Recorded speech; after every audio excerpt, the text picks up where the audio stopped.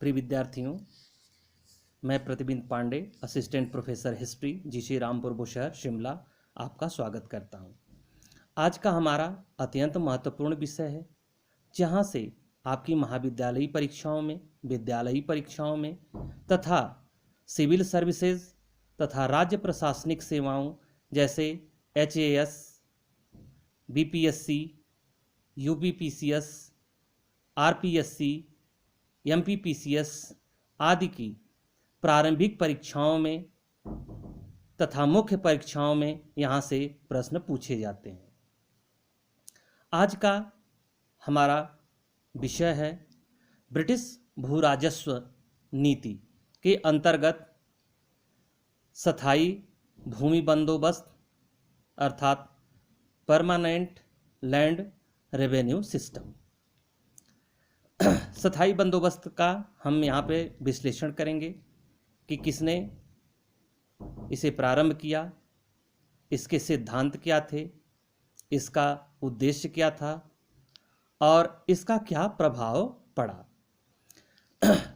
तो जब हम स्थायी बंदोबस्त या परमानेंट लैंड रेवेन्यू सिस्टम का विश्लेषण करते हैं तो हम पाते हैं कि 23 जून 1757 को प्लासी के युद्ध तथा 22 अक्टूबर 1764 के बक्सर के युद्ध तथा 12 अगस्त तथा 16 अगस्त 1765 की इलाहाबाद की संधि के द्वारा भारत में ईस्ट इंडिया कंपनी राजनीतिक तथा आर्थिक रूप से शक्तिशाली शासक के रूप में उभरी। इलाहाबाद की संधि 1765 के द्वारा अंग्रेजों को बंगाल, बिहार और उड़ीसा में दीवानी अर्थात भू राजस्व इकट्ठा करने का अधिकार मिल गया। राजस्व इकट्ठा करने का अधिकार मिल गया। अब जब 1765 में क्लाइव गवर्नर बनता है तो उसने भू राजस्व व्यवस्था की तरफ कोई विशेष ध्यान नहीं दिया और बंगाल के डिप्टी दीवान के अधीन इसे छोड़ दिया। यदि थोड़ा बहुत परिवर्तन हुआ तो लगान, समय समय पर लगान में वृद्धि का परिवर्तन हुआ। लेकिन जब 1772 ईस्वी में वारेन हेस्टिंग बंगाल का प्रथम गवर्नर जनरल बनकर के आता है, तब उसने भू राजस्व वसूली में सुधार करने का प्रयास किया और सर्वप्रथम भू राजस्व वसूली की समस्या के समाधान के लिए 1772 ईस्वी में वारेन हेस्टिंग ने पंचवर्षीय भूमि बंदोबस्त को लागू किया। वारेन हेस्टिंग ने भू राजस्व वसूल करने के लिए खुली बोली का आयोजन किया अर्थात नीलामी की पद्धति का विकास किया। इसके अंतर्गत जो सर्वाधिक बोली लगाएगा उसे भू राजस्व वसूल करने का अधिकार मिलेगा और भू राजस्व वसूल करने के एवज में उसे कुछ कमीशन मिलेगा। अर्थात भूमि राजस्व इकट्ठा करने की नीलामी पद्धति का प्रारंभ वारेन हेस्टिंग ने किया। लेकिन यह व्यवस्था ना तो ब्रिटिश सरकार के लिए लाभदायक सिद्ध हुई, ना तो किसानों के लिए। अब इसने 1778 ईस्वी में भू राजस्व की एक वर्षीय व्यवस्था को लागू किया। यह व्यवस्था काफ़ी लंबे समय तक चलती रही, लेकिन भू राजस्व का कोई स्थायी समाधान नहीं निकल रहा था।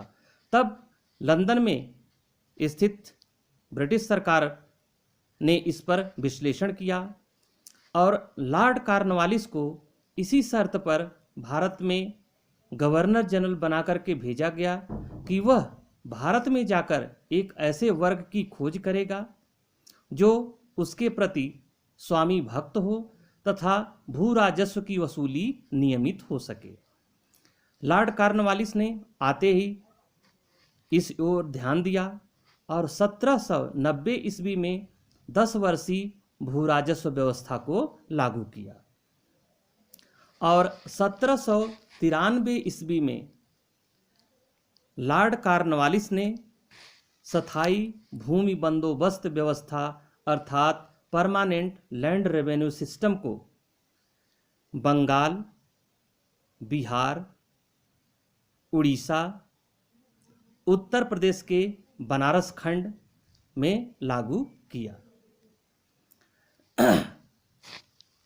स्थायी भूमि बंदोबस्त के जो मुख्य सिद्धांत थे, या कह सकते हैं उसमें जो मुख्य तत्व शामिल थे, तो स्थायी बंदोबस्त के मुख्य तत्व थे कि पहला, सरकार और जमींदार के बीच समझौता हुआ। जमींदार को भूमि का मालिक मान लिया गया। जमींदार के वंशानुगत अधिकार को मान्यता मिली। किसान अब किरायादार कहलाने लगा।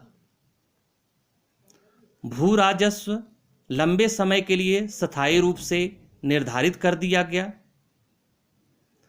और जमींदार जब तक भू राजस्व नियमित जमा करता रहेगा तब तक उसे भूमि का मालिकाना हक रहेगा।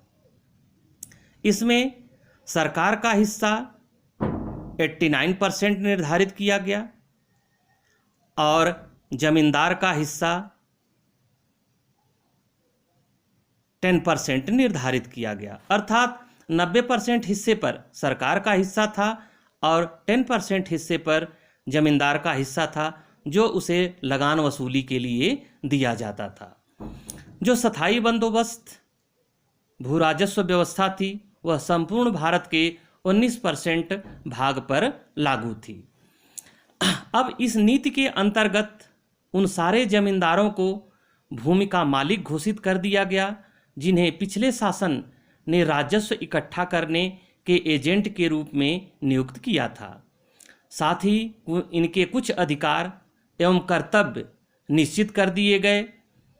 कृषि भूमि के सर्वोच्च मालिक के रूप में इन्हें इस भूमि के किसी भी भाग को क्रय विक्रय अथवा उपहार द्वारा किसी और व्यक्ति को हस्तांतरित करने का पूर्ण अधिकार दिया गया और उसके लिए उसे सरकार से अनुमति लेने की आवश्यकता नहीं होगी। जमींदार का यह स्वामित्व का अधिकार वंशानुगत होगा और गांव के आसपास पड़ी बेकार सरकारी भूमि को वह एक निश्चित भू राजस्व की दर पर किसी को दे सकता था। जहां पर इनके जमींदारों के अधिकार निश्चित किए गए, वहीं इनके कुछ कर्तव्य भी निश्चित किए गए। इनका मुख्य कर्तव्य यह निर्धारित किया गया कि चाहे कोई भी स्थिति हो, चाहे अकाल पड़े, सूखा हो, वर्षा न हो, वर्षा अधिक हो, वे निश्चित समय पर भू राजस्व अदा करेंगे। यदि भू राजस्व अदा नहीं करेंगे तो उनकी जमीन पर सरकार का कब्जा हो जाएगा। राजस्व की राशि हमेशा के लिए निश्चित कर दी गई। तो स्थायी बंदोबस्त लागू करते समय काश्तकारों से प्राप्त होने वाले राजस्व का 10/11 भाग था। 1/11 भाग जमींदारों का हिस्सा रखा गया। जमींदार राजस्व की निश्चित राशि सरकार को देकर बाकी सभी राशि अपने पास रख सकता था। इस व्यवस्था में सरकार की राशि सदा के लिए निश्चित कर दी गई तथा जमींदार जब चाहे लगान बढ़ा सकता था और किसानों से मनमाना लगान वसूल कर सकता था। अब मनमाना लगान वसूल करने का प्रभाव भी तो कुछ पड़ेगा। सामान्य जनता के ऊपर इसका क्या प्रभाव पड़ा? तो जो समकालीन विचारक थे, समकालीन विचारकों ने इसका विश्लेषण किया है। उनके अनुसार, समकालीन विचारकों के अनुसार यह व्यवस्था अत्यंत लाभकारी सिद्ध हुई। वित्तीय रूप से इसका प्रमुख लाभ यह था कि वर्षा कम हो या अधिक हो, लगान की आय निश्चित हो गई। दूसरे, इससे सरकार को समय समय पर नई व्यवस्था तथा कर निर्धारण करने की आवश्यकता समाप्त हो गई। आर्थिक रूप से यह कहा गया कि इससे कृषि व्यवसाय को बढ़ावा मिलेगा, अधिकाधिक भूमि जोती जाएगी तथा जमींदार लोग कृषि के नए नए ढंग उर्वरक का प्रयोग तथा फसलों का बदलना इत्यादि अपनाएंगे। इस प्रकार यह स्थायी व्यवस्था भूमि के अधिकतम उपयोग का अवसर प्रदान करेगी, जिससे कृषक संतुष्ट तथा संपन्न बनेगा। राजनीतिक रूप से कॉर्नवालिस को यह आशा थी कि यह स्थायी भूमि बंदोबस्त एक ऐसे राजभक्त जमींदार श्रेणी को उत्पन्न करेगा जो कंपनी की हर प्रकार से रक्षा करने का प्रयास करेगी, क्योंकि कंपनी ने उनके अधिकारों को सुरक्षित रखा था। जैसे 1694 में बैंक ऑफ हिंदुस्तान की स्थापना ने एक ऐसे वर्ग को जन्म दिया जिसने विलियम थर्ड का पूर्ण रूप से समर्थन किया था। उसी प्रकार कंपनी को भी इन प्रभावशाली व्यक्तियों का समर्थन मिला और 1857 के विद्रोह में बंगाल के जमींदार ब्रिटिश ईस्ट इंडिया कंपनी के साथ जी जान से जुटे रहे। कुछ विद्वानों का मानना है कि यदि बंगाल में या भारत में जमींदार वर्ग अंग्रेजी शासन के साथ नहीं आता तो शायद ब्रिटिश शासन 1857 में ही समाप्त हो जाता है। इससे इसके महत्व को समझा जा सकता है। सामाजिक रूप से यह आशा की गई थी कि जमींदार कृषकों के प्राकृतिक नेता के रूप में कार्य करेंगे तथा ये जमींदार विद्या के प्रसार तथा अन्य समाज सेवा कार्यों में मार्गदर्शन करेंगे।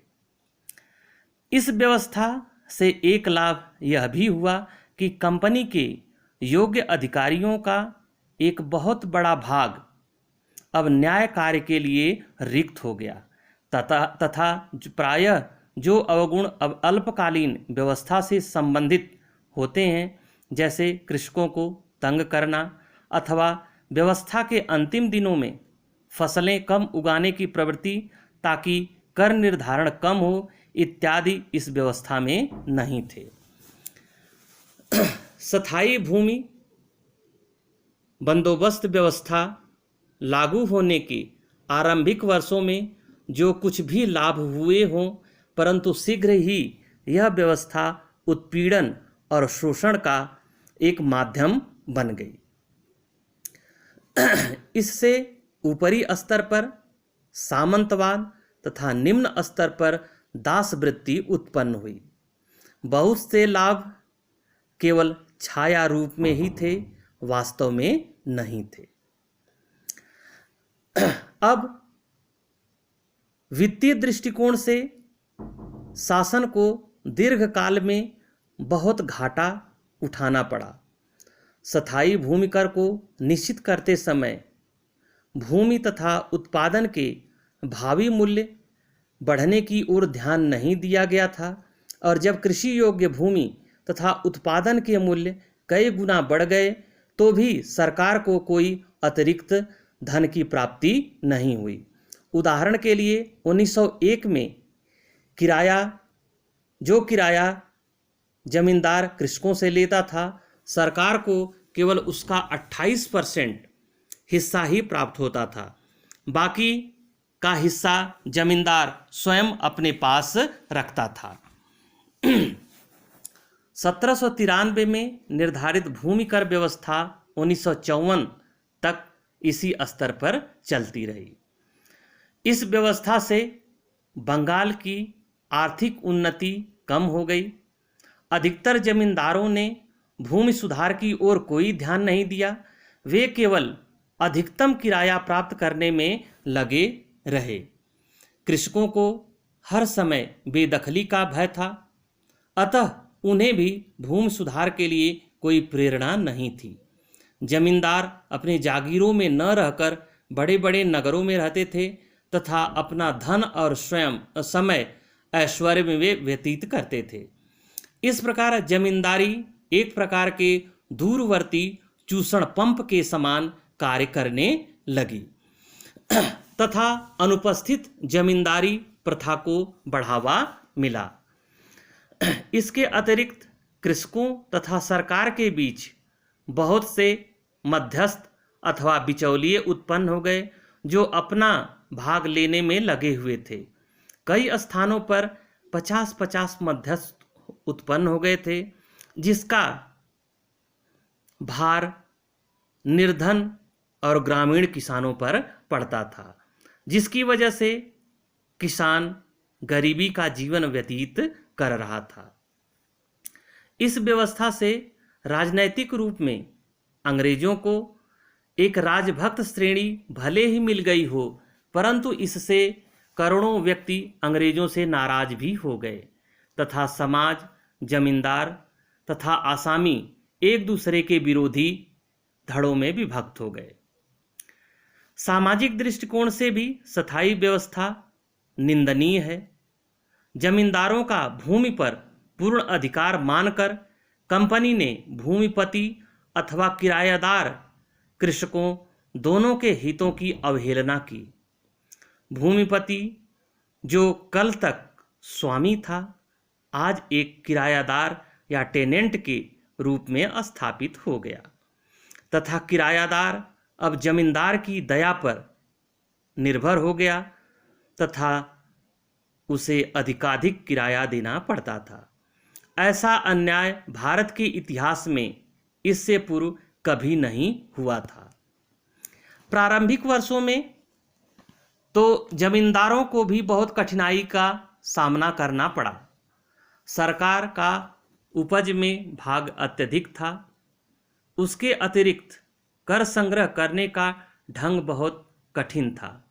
जमींदार को निश्चित दिन के सूर्यास्त से पूर्व कोष में धन जमा करना पड़ता था, अन्यथा उनकी भूमि जब्त कर ली जाती थी। यह सूर्यास्त का नियम ऐसा था कि जिसके कारण कई जमींदारों को अल्पकालिक कठिनाइयों के लिए बहुत से कष्ट उठाने पड़े। 1797 और 98 में लगभग 17% जमींदारों को अपनी जमीन से हाथ धोना पड़ा और उनकी जमीन नीलाम हो गई। बाद में तो ऐसी स्थिति आ गई थी कि कोई भी व्यक्ति इस नीलामी में भाग लेने के लिए भी तैयार नहीं था। इस दोषपूर्ण व्यवस्था के चलते एवं सामाजिक अन्याय तथा आर्थिक अयोग्यता से पूर्ण यह स्थिति लोगों को 20वीं शताब्दी में बहुत अखरती थी। दूसरे, यह राजनैतिक तथा सामाजिक न्याय के विरुद्ध था। अतः स्वतंत्रता प्राप्ति के पश्चात भारत सरकार ने 1955 में कानून बना करके जमींदारी प्रथा को नष्ट किया, समाप्त किया। यानी यह कहा जा सकता है कि स्वतंत्रता प्राप्ति के पश्चात 1955 में West Bengal acquisition of state act के अंतर्गत राजकोष से जमींदारों को एक बहुत बड़ी धनराशि देकर यह स्थायी व्यवस्था समाप्त कर दी गई।